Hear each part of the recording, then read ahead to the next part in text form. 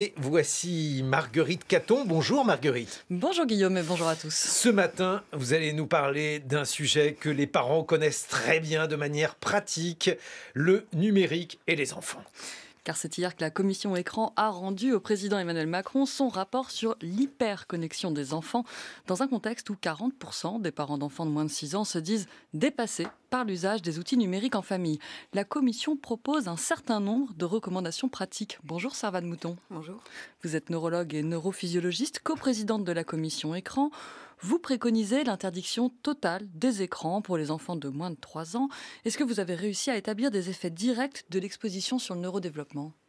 Sur les enfants tout petits, les enfants de moins de 3 ans, il y a beaucoup d'études qui se sont accumulées depuis les années 90, après la diffusion de la télévision, qui montrent qu'en effet, les enfants qui sont exposés régulièrement et de façon importante aux écrans ont des difficultés de langage et d'attention en particulier.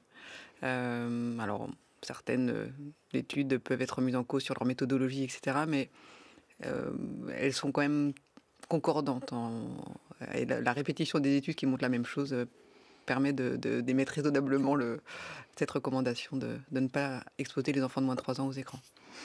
Et au-delà de l'enfant collé devant la télé, ce que vous appelez l'écran nounou, c'est surtout les parents et les professionnels de l'enfance rivés, eux, à leur téléphone qui vous semblent le plus problématique. Vous appelez à une grande vigilance dessus, Servane Mouton.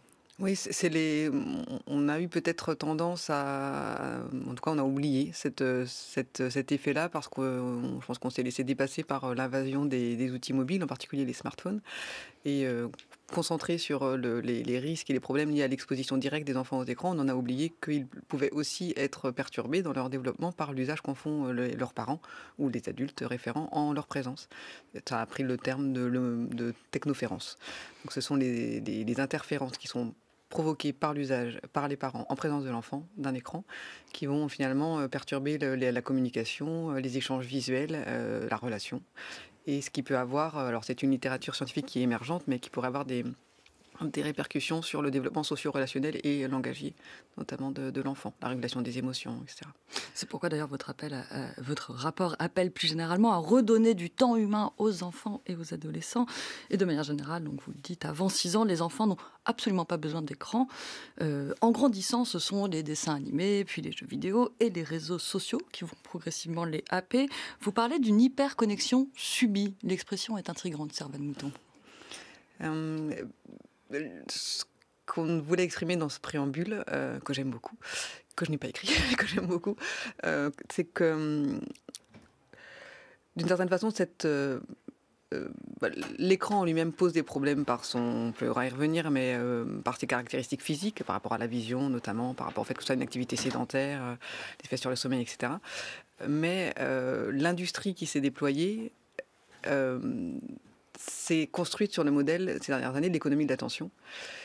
Ce qui fait qu'on n'est pas vraiment maître de nos usages, en réalité. On n'a pas forcément l'intention d'y passer autant de temps, on n'a pas forcément l'intention d'aller chercher tel contenu, on n'a pas forcément l'intention de passer autant de temps, que ce soit sur un jeu vidéo, sur un réseau social, etc.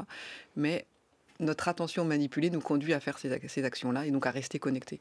C'est en ça qu'on a choisi ce mot. Ce terme de subi. Et vous venez de l'évoquer, il y a les effets directs des écrans, mais surtout les effets indirects liés à la sédentarité, notamment.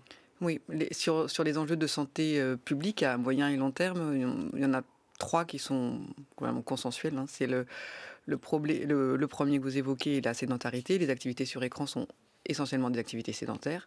Or, la sédentarité est un facteur de risque cardiovasculaire, c'est-à-dire qu'elle favorise des maladies comme les AVC, les infarctus du myocarde, les maladies des artères des jambes. Elle favorise aussi le surpoids, l'obésité, qui sont aussi des facteurs de risque cardiovasculaire, et elle favorise aussi le diabète, qui est aussi un facteur de risque cardiovasculaire. Donc, la sédentarité en elle-même est un facteur de risque cardiovasculaire. On peut être sportif et hyper sédentaire. Donc voilà, le fait de faire du sport compense un peu cette sédentarité, mais il n'en reste pas moins que nous aurons ce facteur de risque cardiovasculaire. Et c'est particulièrement problématique chez des enfants qui sont en train de se constituer un peu leur capital santé. Et d'autre part, d'ancrer aussi des habitudes qui vont perdurer à l'âge adulte. Si elles sont bonnes, c'est très bien, et si elles sont moins bonnes, c'est moins bien. À quel âge estimez-vous utile que l'enfant ait un téléphone portable ? Alors, utile, en tout cas... possible. Nous avons estimé qu'avant 11 ans, il n'y avait pas de ni nécessité ni d'utilité. Ensuite, les limites d'âge que nous avons données sont des balises et des repères qui ne sont pas des injonctions à équiper l'enfant, mais qui permettent d'ouvrir, à notre sens, la possibilité, en disant qu'à 11 ans, et en particulier, c'est souvent des besoins, presque plus des parents, d'être rassurés dans les déplacements autonomes de leur enfant, avoir un téléphone qui leur permet de communiquer avec lui, donc un téléphone, ça peut être un téléphone brique, hein, une touche à touche, pour des SMS, les appels, donc sans connexion Internet. Qu'à partir de 13 ans, il pourrait y avoir accès à un smartphone connecté, mais sans accès aux réseaux sociaux, sans accès aux contenus illégaux, pornographie, etc. Donc être protégé de ces contenus.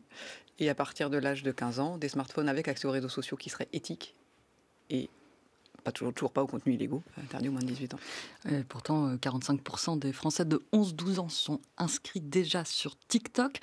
Donc on est un peu loin de vos préconisations. En ce qui concerne les réseaux sociaux, vous êtes sans pitié, Servane Mouton. Il n'y a rien à sauver.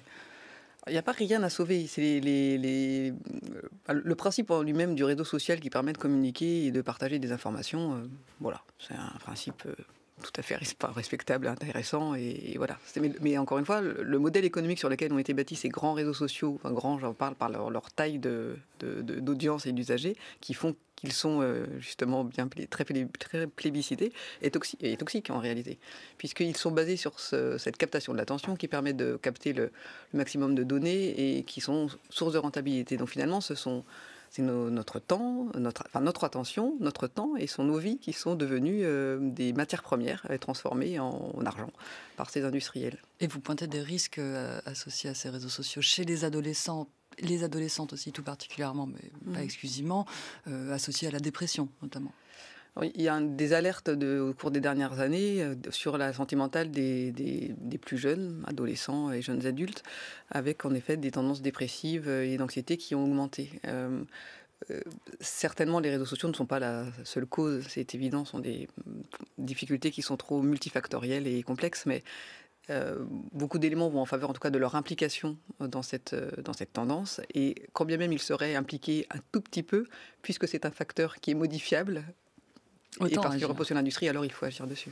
Quand on compare vos préconisations, je commence à le dire, à la réalité des pratiques, je les rappelle brièvement, 56 minutes d'écran quotidien en moyenne pour les enfants de 2 ans, début d'usage seul d'Internet à 6 ans, 45% des 11-12 ans inscrits sur TikTok.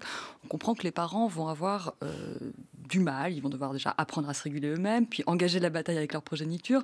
Ça semble un peu mission impossible. Est-ce que vous en avez conscience et comment vous comptez embarquer avec vous finalement la société tout entière ? Alors, nous avons conscience qu'il y a un chemin à faire. Nous espérons que autant les choses telles qu'on les observe aujourd'hui se sont installées extrêmement rapidement avec la diffusion d'une technologie en évolution rapide et constante, autant elles peuvent peut-être aussi s'inverser d'une certaine façon, ou continuer à avancer mais dans un meilleur sens, tout aussi rapidement.